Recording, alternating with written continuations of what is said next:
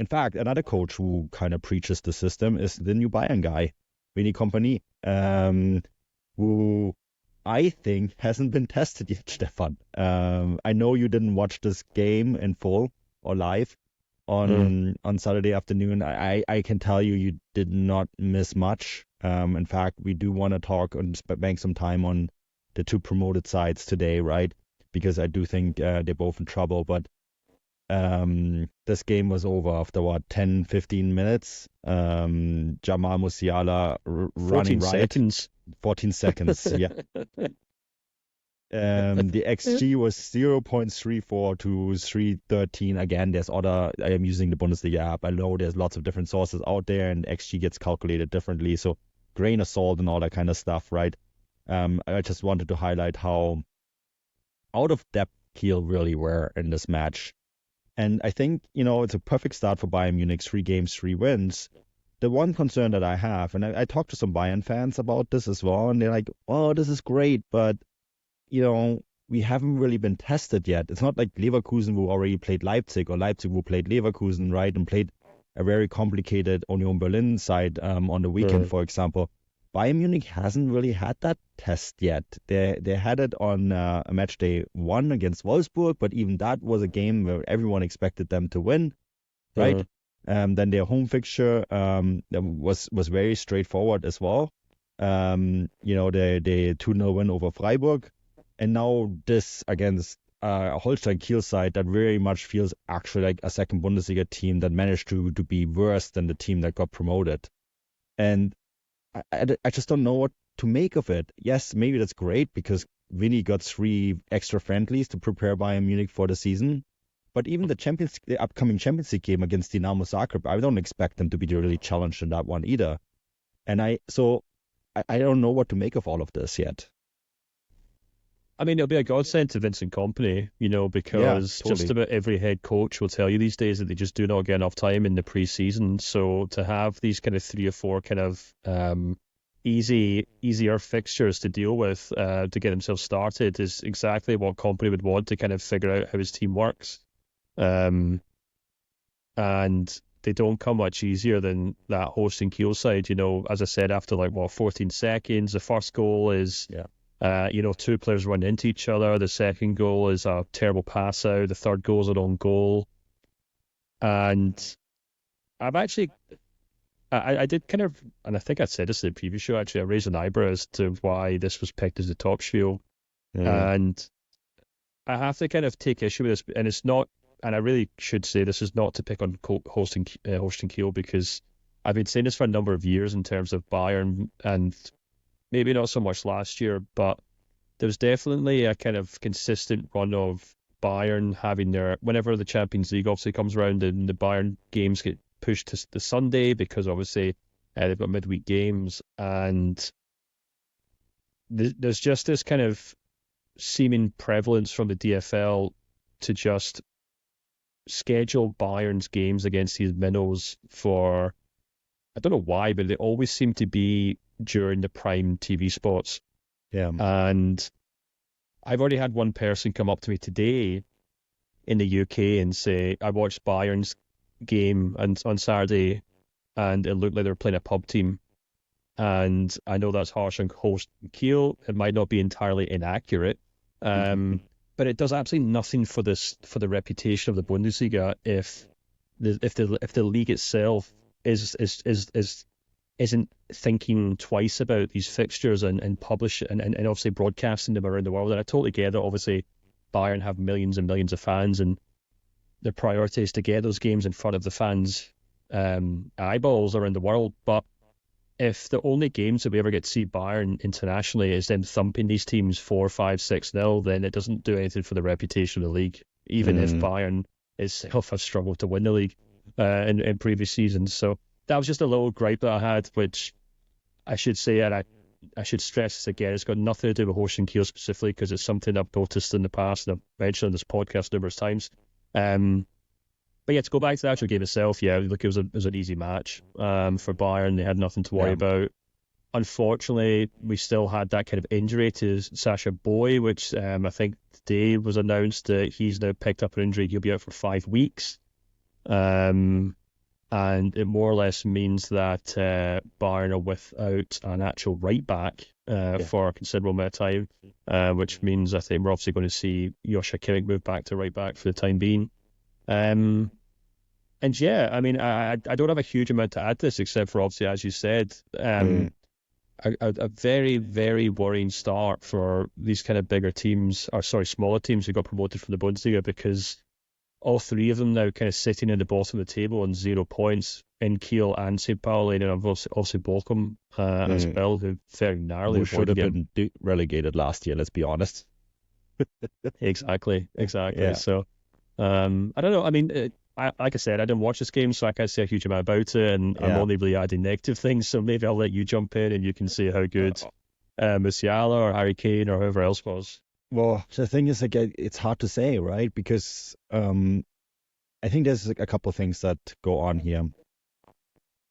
And maybe Kiel and St. Pauli will still prove us wrong. And we've seen that in the past, right? Where these promoted teams start really poorly and they need a few games to understand what the Bundesliga is really all about. And I think this is a perfect example of a promoted team not really quite understanding what it means to actually play in the Bundesliga, which is odd because this is a Kiel team, I guess it is 4 years now ago, right? This was just on the eve of the pandemic where they did beat Bayern Munich in the German Cup and on penalties. And I think they came back twice in that match to earn a draw.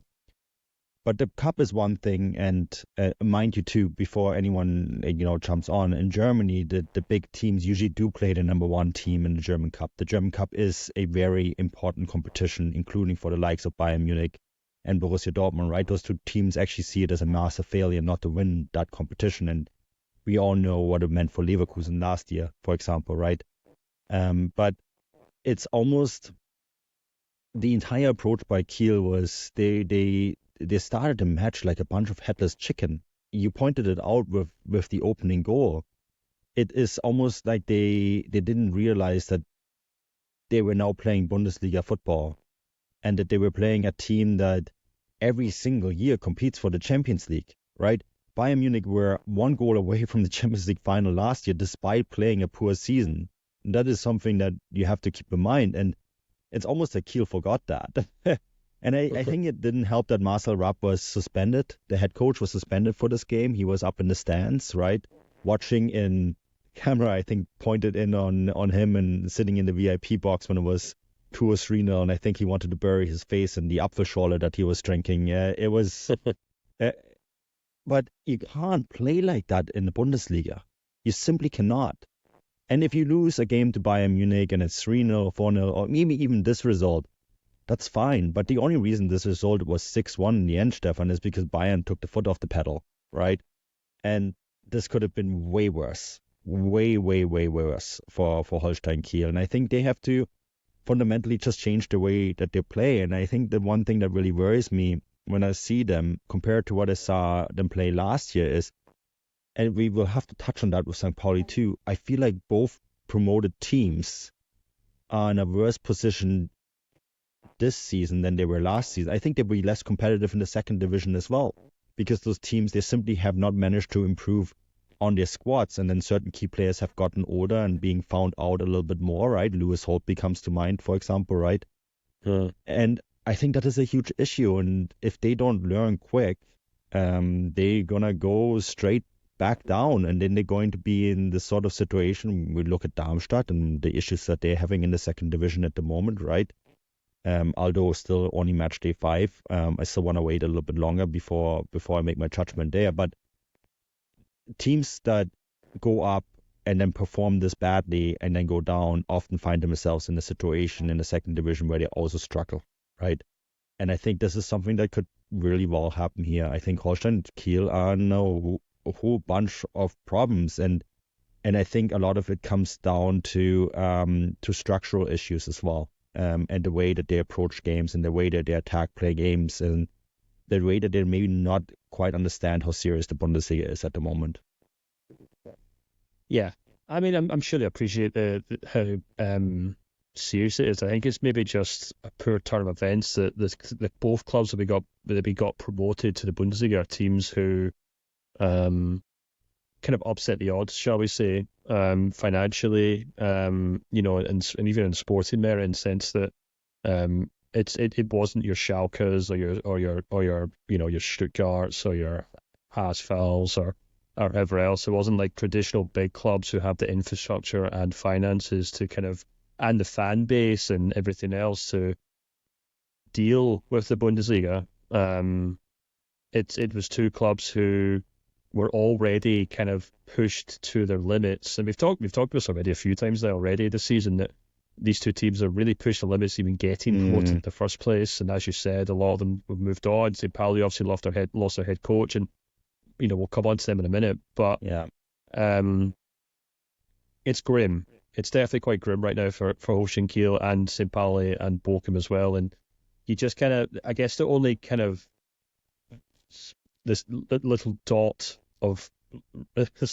which is a ray of light on the horizon, if you will, is that the good thing about having something like the winter break, for example, in Germany, is that you can have this block of games to work on trying to come to terms with the quality in the Bundesliga.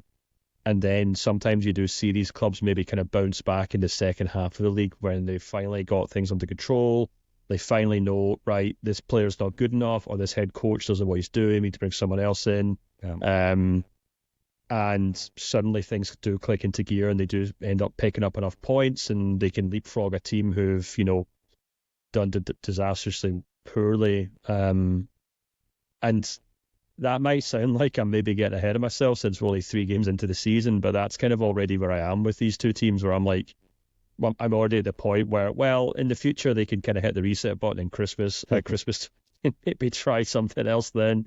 But it's concerning. There's no doubt about it. And look, Holstein Kiel aren't going to get promoted, or avoid relegation or not, based on the points they pick up against Bayern Munich. So that game doesn't really matter. But it's still quite tricky. It's still very tricky for them. But we should say, to be fair to Holstein Kiel, they've played Hoffenheim, Wolfsburg, and Bayern. They gave a good fight against Hoffenheim. They were maybe a little unlucky to lose 2-0 to Wolfsburg. Whatever happens at Bayern doesn't really matter. But, they've then got Bochum next. And that will be an absolutely humongous game. Much like the game on Sunday, actually, which we're going to talk about in a wee bit. Yeah, we should actually probably move to that really quickly. Before we do, though, I think the one thing, and you mentioned the silver lining, is that it's not just Kiel and St. Pauli who have 0 points, but it's also Bochum. And then, top of that, Mainz is sitting right in top front of them. They were my transfer window loser, right, with just 2 points out of 3 games. Hoffenheim with just 3 points. I think Gladbach ultimately going to be but Gladbach, oh my God, they got smashed by a very angry Stuttgart side, Stefan. That was the frustration of the first 2 match days, all bundled up in one, and we saw the Stuttgart team that we all expected on that match day. But they're in there as well. But I think Hoffenheim and Mainz are 2 teams that I think need to worry. Hoffenheim, Matt wrote a really good article about the civil war going on there. Really fascinating. And so that is the silver lining for teams like St. Pauli and Holstein Kiel, that there is teams in and around them that are also in trouble, and you just need a few good results, and maybe then you can get out of it. Unfortunately for St. Pauli, though, they lost a game that we both said they should win, or have to win if they want to get something positive momentum going, to Augsburg in Augsburg. And also up next for St. Pauli is unfortunately RB Leipzig. Yeah. I watched this game because I was really intrigued to see what kind of St. Pauli we would get, just because, for myself, I think I've more or less watched all their games actually so far. I certainly watched their game against Union Berlin, which was a very tight game. Heidenheim match, a very tight game as well, and you only have to look at the XG in both those games. For example, the Heidenheim game was 1.16 to St. Pauli and 1.17 to Heidenheim, and then Heidenheim were the team that came out winning 2-0. They actually picked up more XG over Union Berlin, sorry, no, they didn't. It was 0.65 to Union Berlin's just 1.05. So, it's minuscule margins. And I thought, well, Augsburg have also had a very tricky start to the season. So let's see what happens here. And unfortunately, it was a game that we just did not see St. Pauli really kind of offer a huge amount in it, to be perfectly honest with you. I mean, I think maybe the 3-1 scoreline might suggest that, it was a really good back and forth, kind of 6 points at the bottom of the table, but it was a game in which Augsburg more or less dominated the entire first half. Should have scored a number of chances. They finished the half with an XG of 1.02 to St. Pauli 0.12. St. Pauli just created absolutely nothing.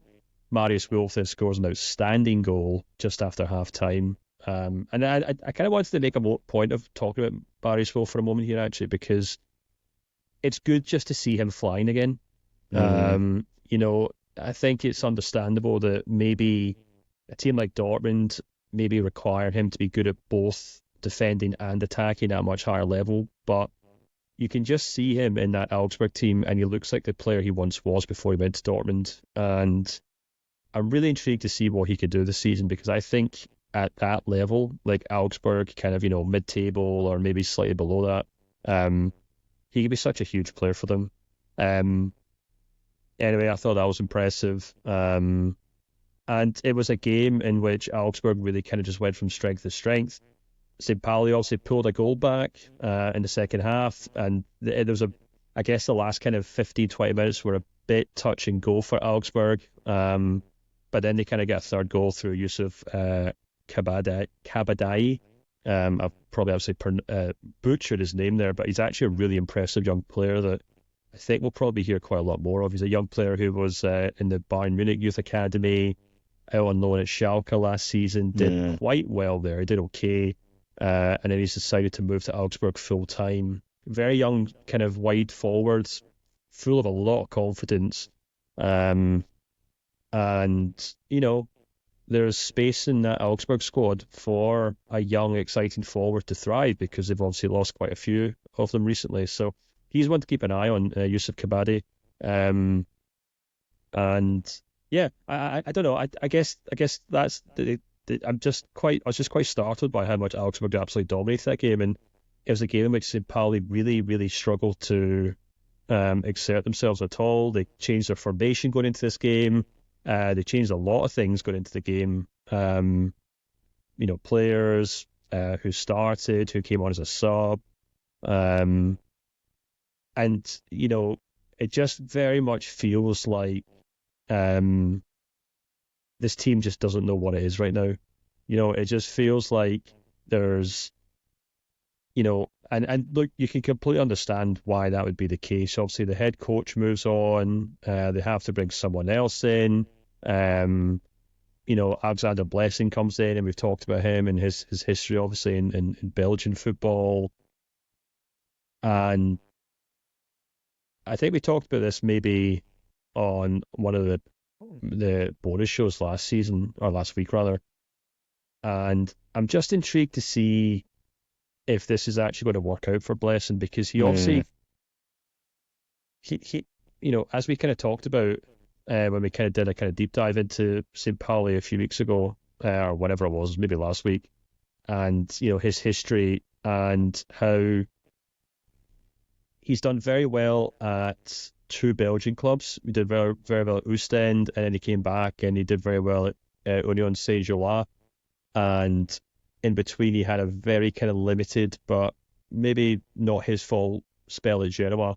And he's now gone to St. Pauli, hoping to kind of prove that he can be a head coach in a top league. Having obviously worked at RB Leipzig for a number of years, so he knows German football very well. But I just wonder if what he's very good at in Belgian football, which has been a very front-footed attacking manager, doesn't really work when you're in charge of man for man, probably the weakest squad in the league. Sometimes if you are the team with the least resources and quote unquote the poorest players, maybe you do just have to play defensive football. Maybe you do just have to keep it simple. Maybe you do just have to grind out results, like we've seen with, Bochum comes to mind, for example, in recent seasons. Maybe not last season, the season before certainly, where every home game was like a cup final, and they would fight tooth and nail for a point, hope to get 3, and they picked up some big scalps along the way. And I just do not get the impression from this St. Pauli team that they even have any interest in doing that. It feels to me like they want to try and play football, and they've been picked apart by 3 teams who they should have really been taking points off, and I think it's quite concerning for St. Pauli at this point, because we kind of talked about it in terms of what they do next. But, Heidenheim, okay, fair enough. They've had a good start to the season. Maybe not as bad as people thought it would be. But, they had a good first half against Heidenheim and then get pulled apart. Yeah. Union Berlin, same sort of thing, get pulled apart by Union Berlin in the second half. And then at Augsburg, they kind of get battered in the first half, but going at half time and you're thinking, okay, maybe something might happen here. But then Augsburg pulled away and scored 3 goals in the second half. And then you kind of look at what they've got coming up. They've got RB Leipzig, Freiburg, Mainz, and then Dortmund. And like I said when we talked about St. Pauli, maybe it wasn't the previous show actually, but you look at that kind of run of fixtures and you have to really wonder, they could get to match day 6, 7, or 8 without a single point at table. That would be a mountain to climb. I remember, this was like my 96, 97, I think. 1860 started with 0 points out of 5 games and still managed to finish mid-table. Actually, maybe even higher, but it's definitely a mountain to climb. It's it's when you dig yourself into a hole like that. And I think it's really interesting what you said about Alexander Blazin. You know what it kind of reminds me of is when Vinny Kompany managed to get promotion with Burnley, right? I think they scored over 100 goals in the championship, playing that style of football, really progressive, really nice on-the-eye football, and especially in a division that is very much known for the physicality. It's very similar to the second Bundesliga, actually. Those two, the championship and the second Bundesliga, are probably the only second divisions in Europe that can be considered top 10 leagues overall. They're very competitive. And, so he's trying to sort of build on what Hürzeler did last year with St. Pauli, and obviously with what he did with Union Saint-Gilloise, a team that plays very progressive attacking style football. But as you mentioned, Kompany really struggled with that in the Premier League last year, didn't he? Conceded 78 goals and finished second last. I think the only reason they didn't finish last is because Sheffield United managed to concede 100 goals.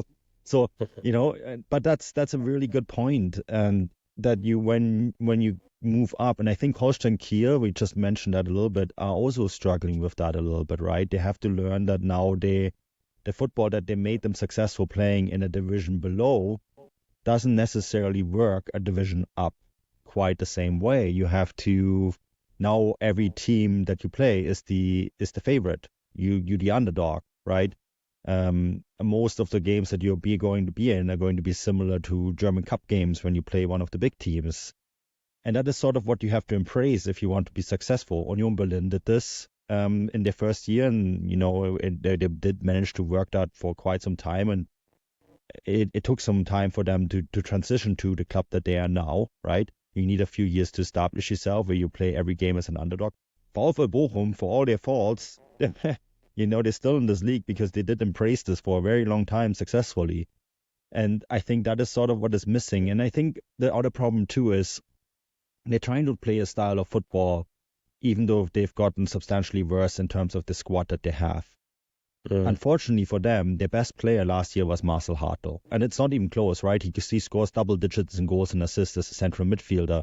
He is the player that everything revolved around. And the issue with Marcel Hartl was, and this is an issue that St. Pauli face as a club that wants to establish themselves in the Bundesliga long term, they're not able to match high salaries. Marcel Hartl went to St. Louis in the MLS because he can earn 1.7, 1.8 million US dollars there in a state that's almost tax-free, right? So that's just not possible for St. Pauli to match. They can't match that sort of salary. That sort of salary in Germany is 2.5 to 3 million euros. You know what I mean? Because 50% goes to the tax man. And that is really difficult when you can't even compete with teams that are obviously a level below you, right? In terms of salary, and to keep the side together. And the Hürzeler thing, I mean, that rips the heart out of a club. Brighton coming in like that and taking the architect of everything, and then you coming in as Blazin and trying to fill that void. is extremely difficult. And so I can only echo what you said. I think they need a reset and understand what it takes to play football in this league. And in fact, Hutzler spoke about this when I was on the round table with him and we did the pieces up on the Substack, right? One of the big things he said that he had to adapt his style of football in the second division because the way he now plays with Brighton in the Premier League, there was elements of that for St. Pauli, but he also understood that corners are important, free kicks are important. You have to be able to do just maybe bunt a ball forward and hope for the best. And unfortunately, that's also true now for St. Pauli playing one division up, right? You need to be a bit more pragmatic in your style. And I think Alexander Blazin has a few games now to figure that out. That Leipzig fixture is going to be a huge problem for them, I think, because Leipzig dominated Union Berlin and didn't manage to score. That's not going to happen 2 games in a row, Stefan. And then you run into a group of fixtures where you have to win. You essentially now have to win your games against Freiburg and Mainz, because then up next is Dortmund. That's not a lot of time to learn on the job. Yeah. I mean, I think the Leipzig game will be quite interesting because they obviously drew against Union Berlin, and for all their success so far going ahead of that game, their XG actually and the chances they created have been actually quite low compared to the rest of the kind of top teams. So they are a team that you can maybe frustrate if you get your defenses spot on. If you get your play system like right. Union Berlin. Well, yeah, exactly, of course. And I'm not suggesting that that's what St. Pauli are, even though people continue to incorrectly compare their fan groups. But all I'm saying is, Leipzig are a team who've maybe struggled to create the chances or finish the chances that they created. You wouldn't think so with the players that got the pitch, but for some reason they have. And, if you're a St. Pauli fan, you're probably thinking, right, Blessing has to look at what Union Berlin did in that game. He has to figure out how they stopped RB Leipzig from scoring goals, and we have to figure out how we implement that ourselves going forward, because that's how St. Pauli stay up. They have to get defensive, they have to get rugged, they have to go back to basics, they have to pick off points against teams like RB Leipzig when they come to town. They've got Leipzig at home, they got Mainz at home, they got Wolfsburg at home. That's the next 3 home games. Yeah. Those 3 games are, games that they could take points in if they play the right way. But if they just do what they've done in these first 3 games, which is just kind of play this kind of generic box-to-box, bargain basement, gegenpressing football, then every team in the league's just going to play around them. Yeah. And I think Heidenheim and I think Augsburg have done a really good job, and even Union Berlin to an extent have done a really good job of saying to St. Pauli, this is the standard that you have to match just to get by in this league. I mean, no team really I can think of other than Augsburg. Augsburg are the perfect club to say, we know exactly what you have to do to survive every year. Whatever you think of Augsburg, they are perennial survivors in the Bundesliga, and they know exactly what you have to do. They know what standards you have to match. And St. Pauli were just nowhere near that. So I think, if any Holstein Kiel fans are still listening to this, I would say, to give them credit, they came up against 3 tough opponents going for in the first 3 games, and we have to wait and see what they do against teams in the bottom half of the table. But St. Pauli have played 3 teams that feasibly would have been in the relegation battle with them at the start of the season when you're looking ahead of things, and each of those teams has more or less, to varying degrees, taken 3 points off them. And what I mean by varying degrees is by what kind of margin.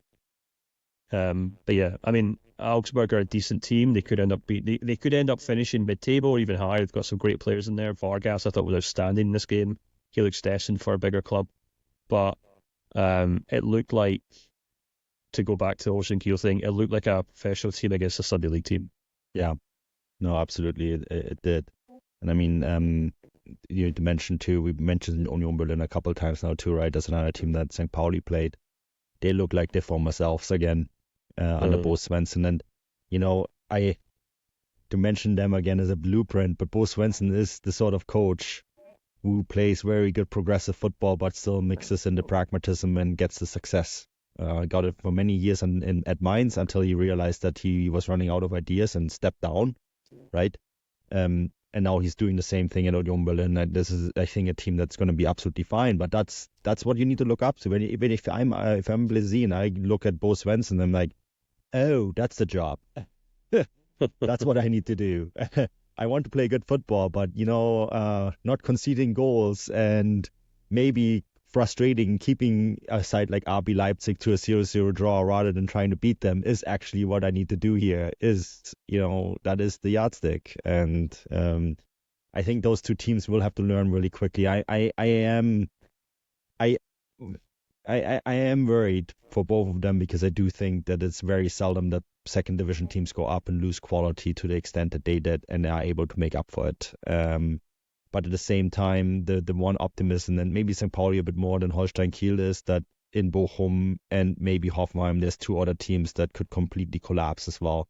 And so before you know it, you're 16th and you get to play HSV and you stay in the Bundesliga. So there's that. Yeah, exactly. Look, it's match day 3. A lot can change. Yeah, and we've seen definitely the bottom of the table that it just takes maybe a head coach change or a few good signings or a player coming to form, and all of a sudden, I mean, you only have to look back at Cologne, for example, last season, who were absolutely dreadful. And I know they ended up getting relegated, but they were in it till basically the last 2 or 3 weeks because there's always a handful of mid-table teams who just get absolutely dragged into it. And so, yeah, we'll see what happens. And don't want to be too doom and gloom, but I think St. Pauli and Holstein Kiel fans will probably be far more harsh than we have been today, in terms of knowing that their clubs have to pull up the socks and get on with it.